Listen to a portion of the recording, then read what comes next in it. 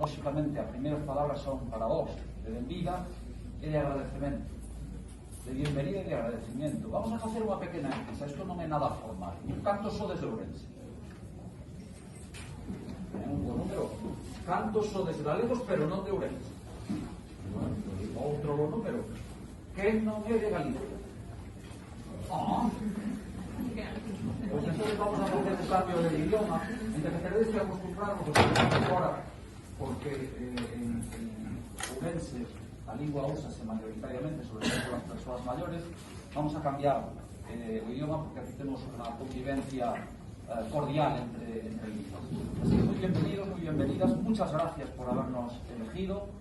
Hoy es un día muy importante para esta casa porque incorporamos savia nueva, gente joven, energía renovada a nuestras plantillas y por tanto os queremos agradecer que nos hayáis elegido y os queremos también pedir que en la medida de vuestro nivel de exigencia nos pidáis más y más.